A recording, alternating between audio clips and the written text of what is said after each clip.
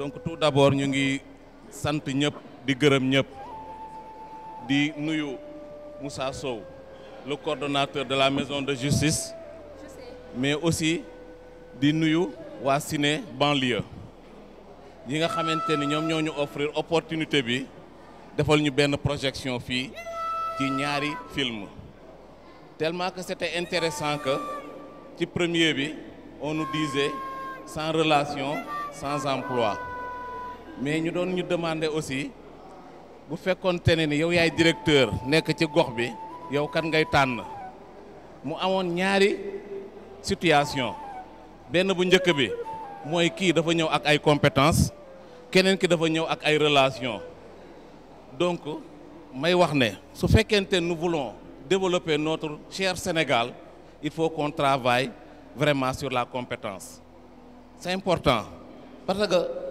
soo jëlee nit ki ci yaama neex bu ëllëgee aussi résultat bi nga xamante ne moom nga bëggoon ci moom doo ko am deuxième bi dafay wax tuuti ci li nga xamante ne mooy la formation et l'éducation tout ce ki nga xamante ne dañu bëgg a jouer ci li nga xamante ne moom mooy art bi war nañu gën a góorgóorlu sur la formation loolu moo tax may remercier di féliciter Ciné banlieue ci vraiment film bi ñu présenté tout à l'heure parce que c'est important.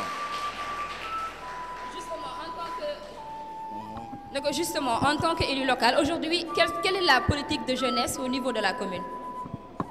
Voilà, merci beaucoup. Donc c'est ce que le maire a très vite compris. Sur fonds propres, il a construit ce bâtiment-là, qui était une demande forte de la jeunesse et des acteurs culturels. C'est pas encore terminé, mais étant donné que la demande elle est toujours là, nous aurons besoin, avec la collaboration du coordonnateur de la maison culturelle, de nous proposer une bonne politique culturelle, comme ça va nous permettre d'avoir un plan d'action culturelle pour la commune de Diamaguène Sicap Mbao. Et nous y invitons tous les acteurs communautaires pour travailler sur ce document-là. Merci beaucoup. Alors, vous, les acteurs, vous êtes intéressés. Ce n'est pas ça qui est la cause de notre, je dirais, de notre chute. Parce qu'aujourd'hui, il est temps que l'on mette la personne qu'il faut à la place qu'il faut. Merci beaucoup. Très pertinent comme question. Je crois que nous avons nous inscrire dans une dynamique de formation, d'éducation. Sans cela, on ne pourra jamais amener le Sénégal, notre cher Sénégal, là où nous voulons. En tout cas, nous invitons tout le monde. Et je félicite au passage Karim, qui est un acteur très engagé et qui vient nous voir chaque fois au niveau de la mairie pour nous présenter des activités culturelles. En tout cas, nous avons privilégié davantage ce que nous venons de dire, la compétence. Merci, Monsieur Kharma. Alors, sans plus tarder, on va essayer donc maintenant de visionner le film intitulé Marabout. C'est une production de Al-Sansi, je pense. Mais en tout cas, il a un représentant ici du nom de Baylassi. Je vais demander sans plus tarder Baylassi de me rejoindre, s'il vous plaît. Merci. Alors, vous allez nous présenter un film intitulé Le Marabout. Est-ce que vous pouvez revenir sur la quintessence du film? La quintessence du film, ça va parler de quoi? Et pourquoi le choix du film? Oui, bonsoir tout le monde. Mon nom est Baylassi. Je suis le producteur du film que vous allez suivre tout à l'heure, intitulé Marabout. Donc, c'est un film qui parle des enfants de la rue, précisément les talibés. Le rapport qu'ils ont dans leur dara, dont il y a plusieurs sous-thèmes qui sont traités dans ce film. Pédophilie, violence aux enfants, ainsi de suite, quoi. Donc, vous allez le découvrir par vous-même. Donc, au sujet d'actualité, nous sommes donc témoins de ces violences faites sur les enfants. Nous allons parler peut-être du talibé de Ndiagne qui a été ligoté par son marabout. Les viols sur mineurs également. Les marabouts sont donc mis en faute. Aujourd'hui, comment est-ce que vous appréciez cette situation de violence dans le pays? Nous déplorons cette situation et nous condamnons précisément les parents. Parce qu'il n'y a pas d'enfants dans la rue sans un parent qui décide de laisser son enfant dans la rue. Donc nous, si je tenais à citer un seul coupable, ça serait les parents. Maintenant, peut-être il y aura d'autres coupables qui vont enfoncer la chose, mais le principal coupable, ce sont les parents, à notre avis. En tout cas, c'est une réflexion que je partage tout au plus haut niveau, parce que je pense que la responsabilité des parents est engagée, mais également celle de l'État. Juste à ajouter que c'est un film qui a remporté le Tani d'Or en 2017 au JCC de Tunis. Les enfants, on l'a vu, ay viol, ay violence, yu dul jeex. Sans transition. Donc dañu war a léegi ñëw visionner beneen film, mais c'est en anglais. Common Past, ça signifie un passé commun, si je ne m'abuse. C'est une réalisation de Khady Diédhiou. Khady, elle est dans la salle. Khady Diédhiou est demandée sous vos applaudissements, je vous prie. Ah, alors elle se faisait désirer, elle était là. Khady, sois la bienvenue. J'espère que tu parles français. Oui, et Wolof aussi. Et Wolof aussi. Dalal ak jàmm. Merci beaucoup. Bienvenue dans ce beau cadre donc, de la maison culturelle des jeunes de Diamaguène Sicap Mbao. Pourquoi un passé commun? Le choix, c'est quoi exactement l'histoire de ce passé commun? Bon, peut-être que bonjour, je salue tout le monde et merci à Sine Guindi et merci à Abdou Karim de m'avoir invité. Donc je vais peut-être vous parler de l'idée, comment est né ce film et vous laisser le voir peut-être. Donc l'idée est partie, y a le festival de Image et Vie qui se passe à Dakar chaque année, qui devait faire un échange entre un autre festival qui se trouvait en Angleterre, donc à Bristol. Donc l'échange, c'était deux réalisateurs qui allaient croiser leurs regards. Un réalisateur de Bristol qui allait venir à Dakar faire un film et un de Dakar qui allait poser son regard en Angleterre. Donc moi, quand je partais, je n'avais pas encore le sujet, je ne savais pas qu'est-ce que j'allais faire. Mais sur place, en fait, l'histoire de Bristol, parce que Bristol est une ville qui a été beaucoup marquée par rapport à l'esclavage. Donc c'est ça, l'idée du film est née de là. Alors, c'est vrai que la traite négrière, c'est un passé que nous partageons avec tous les continents, je dirais, africains. Mais également, la majorité des pays, en tout cas, l'ont senti. Alors, aujourd'hui, vous avez choisi le titre en anglais parce que tout simplement ça devait se passer en Angleterre ou bien ça a été un choix je dirais que c'était un choix qui a été bien pensé. Bon, bah, un common past qui veut dire aussi un passé commun, comme vous l'avez dit. Cette version était, je suis désolée parce que je n'ai pas encore monté la version française. Donc c'est une version que je devais projeter là-bas en Angleterre. Donc, bah, y a une partie en anglais, mais la voix off est en Wolof. Et je pense que la voix off, c'est la ligne rouge du film, c'est la voix off qui nous conduit. Khady, toi, je vais te demander de me retrouver encore une fois de plus. Reviens me voir ici.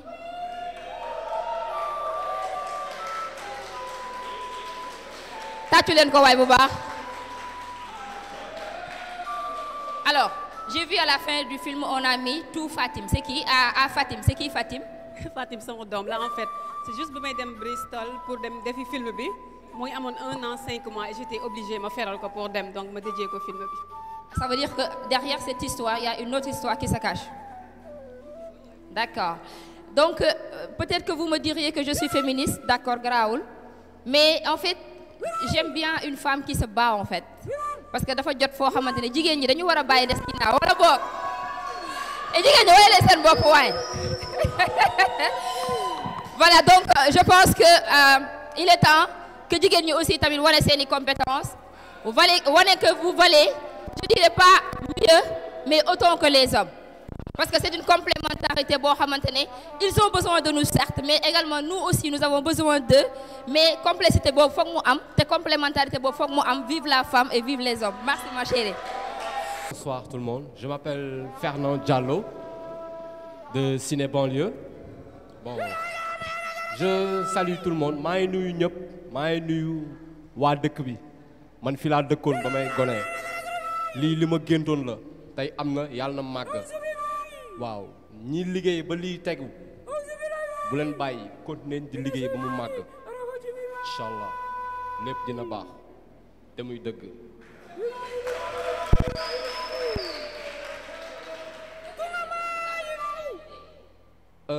Tout, parce que c'est des films réalisés par des jeunes comme nous, donc tous les films, voilà quoi, m'ont inspiré.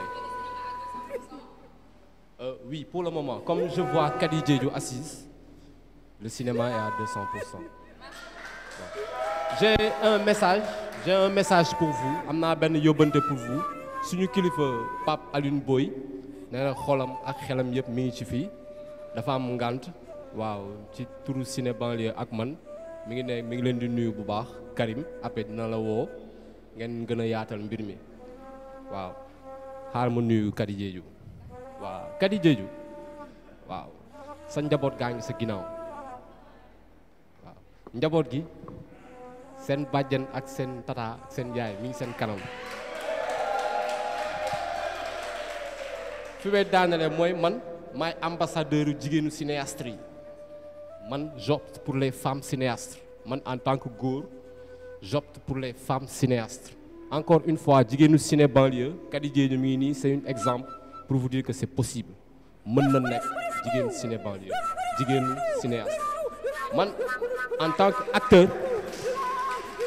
que acteur sama gént mooy jouer benn film boo xam ne jigéen moo koy cadré, jigéen mooy perché, jigéen mooy monté, jigéen mooy scripté, jigéen mooy projeté.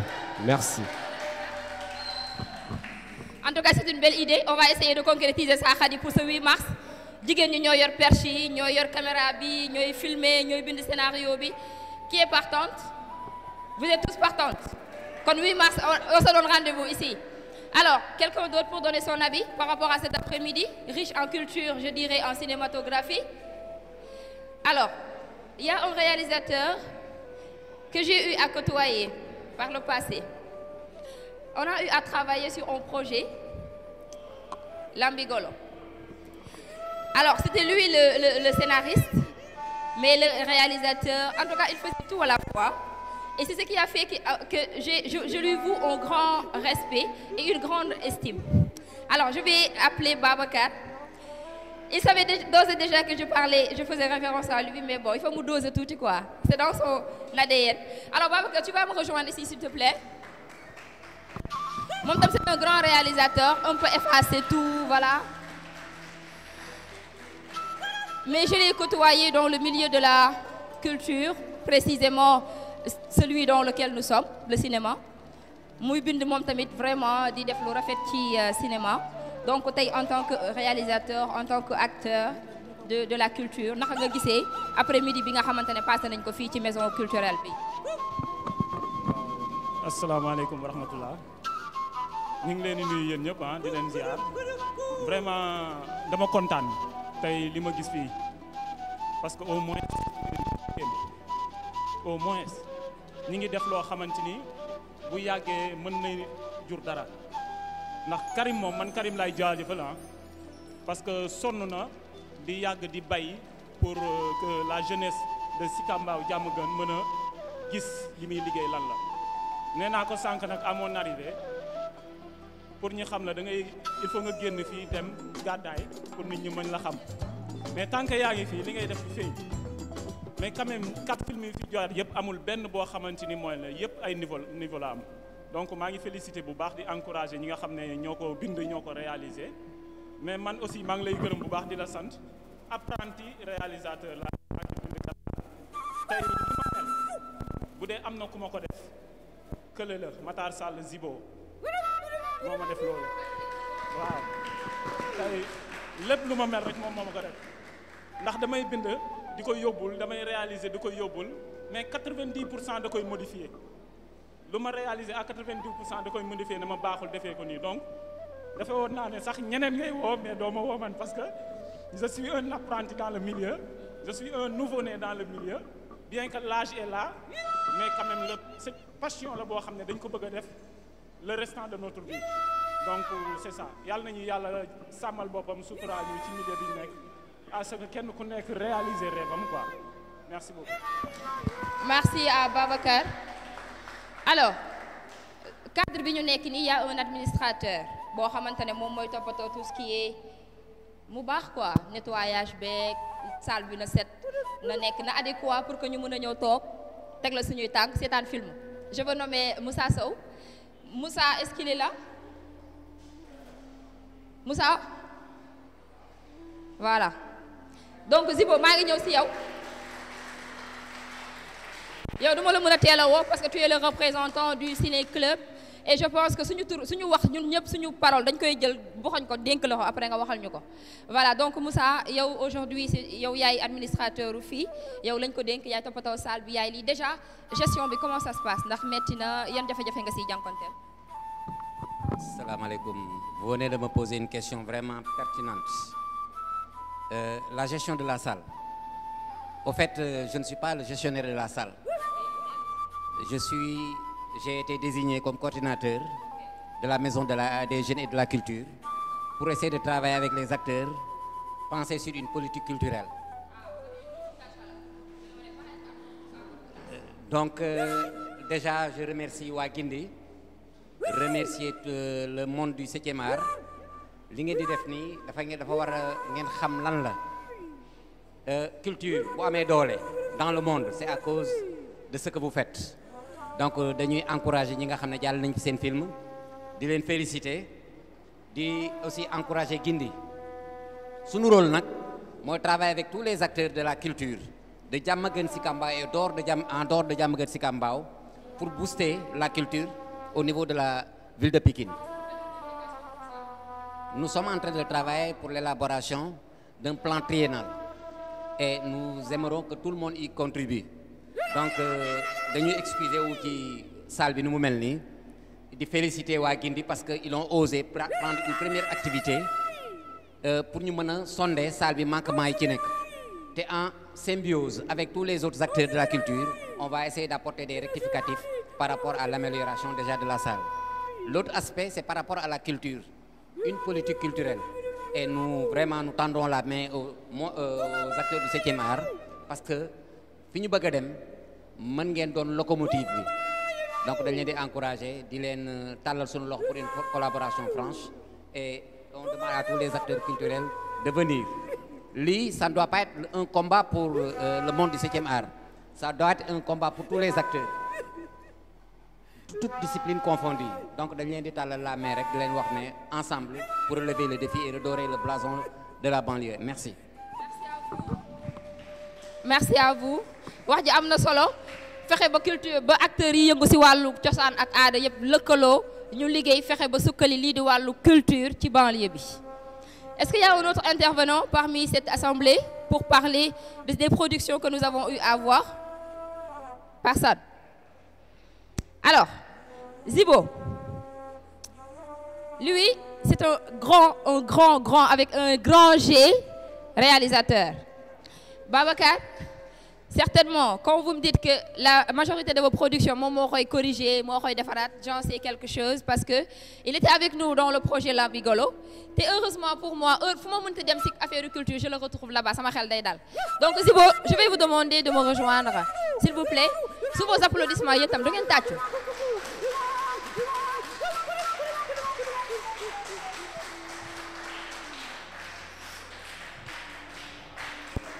Lui, c'est le maestro.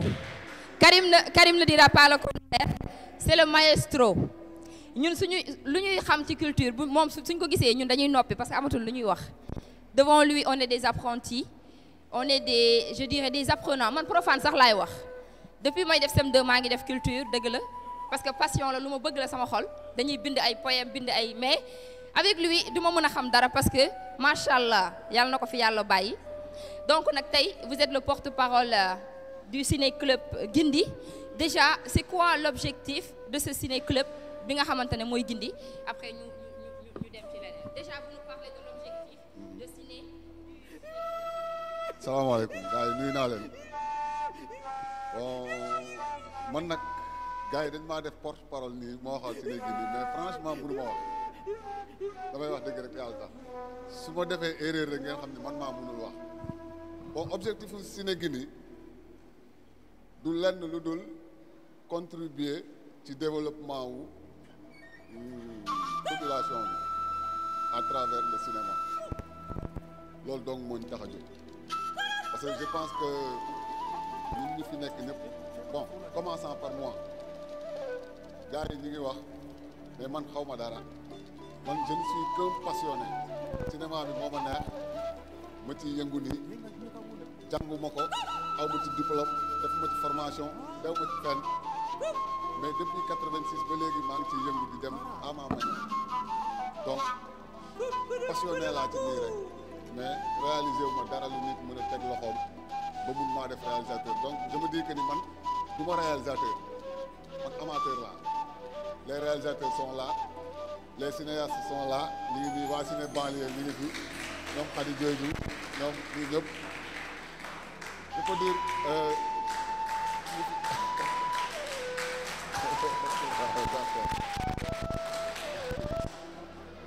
mën naa ne ñi fi toog ñëpp ñoo ma ëpp xam-xam ci cinéma damay jàng rek donc su ma la waxee objectif u Ciné Club Guindi loolu la jeunes yi nekk fii yëpp ci banlieue bi fii environnement bi Sicap Mbao Diamaguène Yeumbeul Malika Tivaouane Peulh Kër Massar ñi fi nekk fii yëpp képp ku bëgg cinéma ñun taxaw nañu pour créer fii club boo xam ne comme ni ko ciné banlieue defee ñuy suñuy njaati gi ci milieu bi ñu ngi topp seen tànk à ce que pour former jeunes yi fi nekk ñëpp am passion cinéma loolu moo ñu tax a jóg. Même quand vous dites que vous êtes un petit réalisateur dañ lay nangu léegi comment est-ce que vous appréciez les productions qui ont été visionnées ici aujourd'hui? waaw production yi ñu dawal fii tey jii nii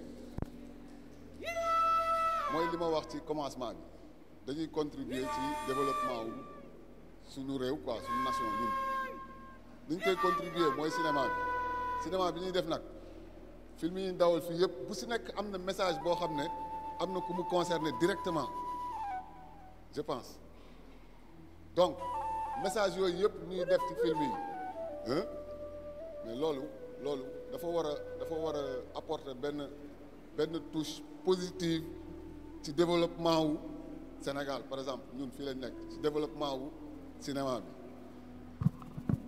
film yi ñu dawal fii nag pour man yëpp baax na amul lenn lu ci bon j'aimerais bien poser quelques questions yoo xam ne ci ay quelques films yi daw mais xam naa ne amuñ jot boobu mais am na ay remarques yu ma ci def yoo xam ne man bëggoon naa ñu leeralal ma ko et que dinaa sonder ku si nekk film bi ñu teg fii remarque bi ma ci def man dinaa la sonder personnellement ki nga xam ne moom la concerné à ce que mu leeral ma loolu mais pour vous dire que ni film yi ñu teg fii yëpp man ça m'a plu man neex na ma trop et que j'en suis trop content man su ma toogee fii nii di xool ñuy toog fii nii lii kese indi leen fi pour man benn rêve la bu réalisé wu man en quelque sorte benn rêve la parce que Karim mi du ma bàyyi ma fenn Babacar mi taxawoon fii léegi presque ñoom ñuy toog fii nii ñëpp xamante nañu fii yàgg nañu xam nañ ni lii benn combat la boo xam ne dama ko doon mëne bu yàgg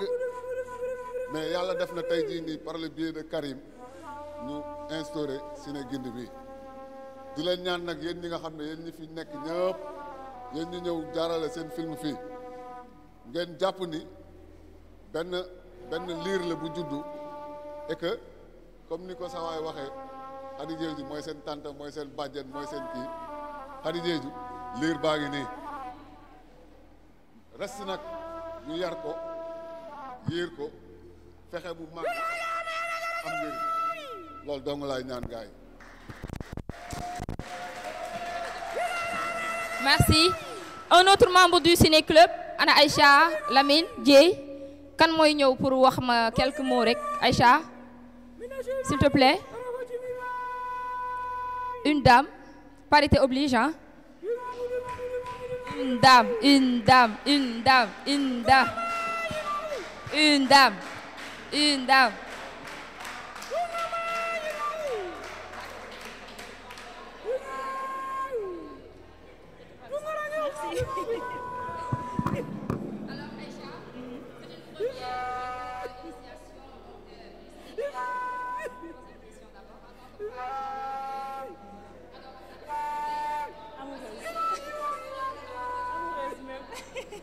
Voilà, salam alaikum tout le monde.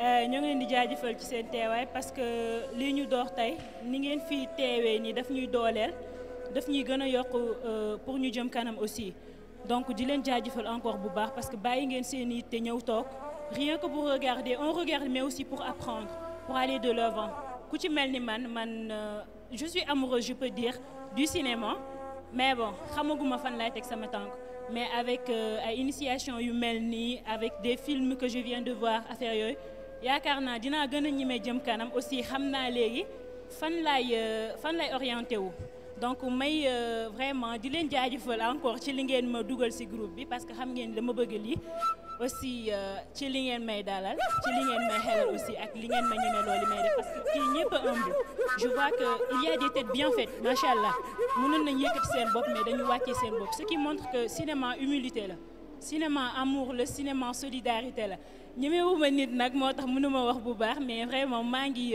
non seulement nekk naa membre mais aussi maa ngi leen di jaajëfal daal ci initiation bi di ñaan yàlla mu jëm kanam merci.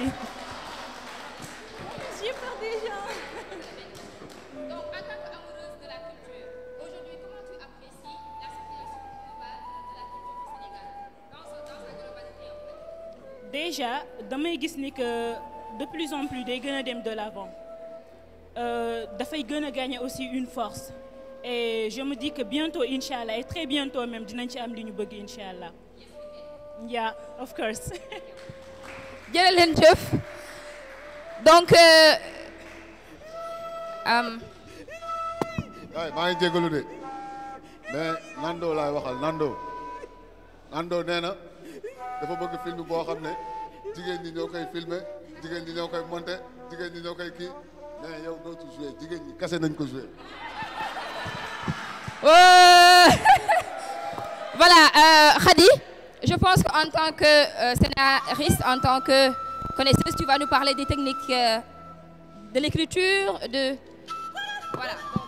ngeen baal ma si jaabante bi juste sànq dama bëggul woon monopoliser parole bi mais dama bëggoon dellu si un petit film yi ñu fi jot a gis pour premier film bi sans relation sans emploi dama bëgg njëkk féliciter réalisateur bi parce que pour def film il faut du courage il faut beaucoup de courage te courage boobu noonu bu dee amoo passion bi mënoo am courage boobu noonu donc réalisateur bi na maa ngi koy féliciter bu baax a baax mais aussi pour lui dire que ni bokk na si jàng bi li gën a am impact ci jàng concernant le cinéma mooy di def film parce que film boo def du ñàkk nga juum ci def ci erreur boobu booy defaat beneen film doo ko def boo ci defaatee erreur yi beneen film di nga corriger ñaari erreur yi donc man jàpp naa ni jàng bi gën a am impact ci cinéma bi mooy la pratique il faut pas avoir peur de faire il faut faire et apprendre de nos erreurs donc je voulais lui dire ça et vraiment lui féliciter pour le courage mais aussi pour le choix de son sujet si je viens au film de Ciné Banlieue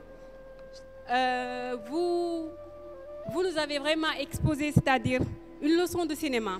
Parce que dans votre film, on voit beaucoup de choses concernant l'écriture. Par exemple, vous avez utilisé le hors-champ, vous avez utilisé les métaphores, et ça fonctionne. C'est des techniques qui ne sont pas faciles à utiliser, parce que am na noo koy utiliser du subtil. te seen bos dafa réussir parce que dafa am subtilité. Donc su ma dellu see si écriture bi souvent film dañuy wax ni ñetti écriture la am.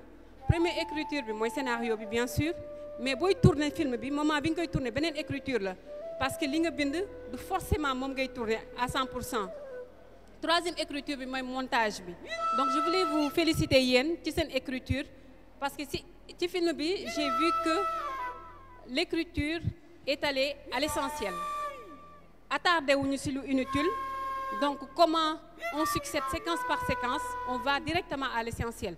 Mais aussi dialogue bi aussi a suivi cela donc ça c'est un travail parce que bind yombul sooy bind parce que booy bind scénario non seulement da ngay raconter histoire mais da nga war a maintenir rythme bi et rythme bi ci technicité boobu noonu nga koy utiliser te moom laa gis ci film bi chapeau à métaphore bi par rapport ak gunóor bi bu doon buux effort ça a marché parce que c'était subtil chapeau ci hors champ bi ngay wax ni da ngay wut liggéey mu ne la am nañ jànk tëjaaleel ma bunt bi gisuñu ko mais hors champ boobu moom hors champ la nekk mais ça a impacté donc ça c'est des techniques d'écriture yoo xam dama ko retrouver ci film bi donc pour vous dire félicitations seen ay leçons jànge ngeen ko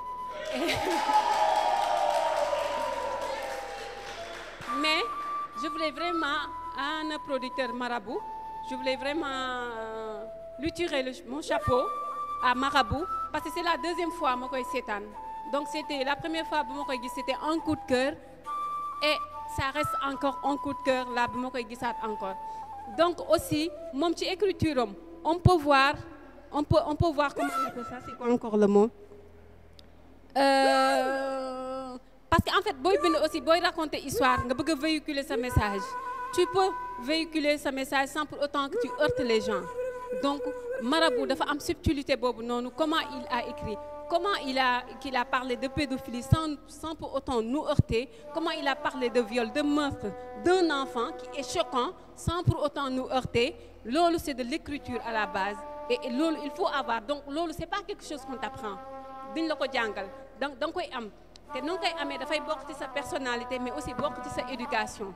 Motax Marabout, chapeau à Marabout. Donc félicitations à tout le monde. Merci beaucoup.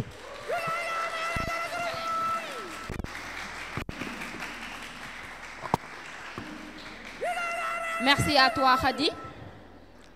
Vous avez dit que vous êtes des amoureuses de la culture. Moi, je suis une amoureuse de la connaissance. Et rien que pour ça, je suis amoureuse de toi. Amoureuse de la connaissance. En fait, la donne a tendance à changer. Parce qu'à un moment donné, au Sénégal, avec les femmes, nous étions, je dirais, considérés comme des objets, en fait. Soyez belles et taisez-vous. Alors que la tête n'était pas bien faite. Mais aujourd'hui, la donne a changé parce que nous avons des femmes qui ont des têtes bien faites. Et je pense que nous n'avons pas des têtes pleines, hein, mais des têtes bien faites. Ne serait-ce que pour l'Orlec, je vous tire le chapeau. Et vraiment, nous sommes au terme donc, de cet après-midi, riche en culture, mais également en cinématographie. Donc, cette maison n'est pas dédiée seulement au cinéma. Culture de bari façon, je pense que jangaluma len ko yene mako gëna xam. Danse ci la bok. Bongo ci la bok, waaw, taz. Ce sont des branches de la culture. Donc cette maison elle est mise à votre disposition. Je dirais à la population de Diamaguène Sicap Mbao, mais de toute la banlieue en fait.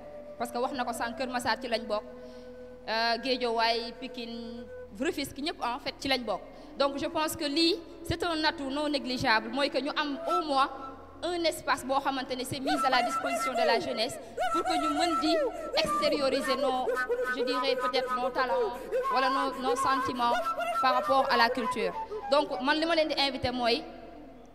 wax na ko sànq dama ko ne yes weekend mu ne ma yaa donc moom gëm na ne mën na nekk man gëm naa ne mën na nekk il faut que ñu gëm ne mën na nekk lan mooy gëm bi mooy ñu fexe ba c'est ce genre d'initiative ñu gën ko multiplier gën ko tas ko chaque fois suñu mënoon am chaque weer ñu am benn sax man doon na ma gënal et on va essayer de donc man Zibo c'est là où je t'interpelle mooy que ñu mën a fexe mu nekk une pérennisation en fait que chaque weer ñu fexe au minimum benn comme li ñu def tey projection ne serait-ce que même bu dee ñaari film sax ñu ñëw on prend deux réalisateurs yoo xam ne personne ne les connaît on met leur film on en discute ñu waxtaan ci technicité bi parce que ça duñu cinéma mooy loo xamante ne ak culture sax laay wax doo ci noppi di jàng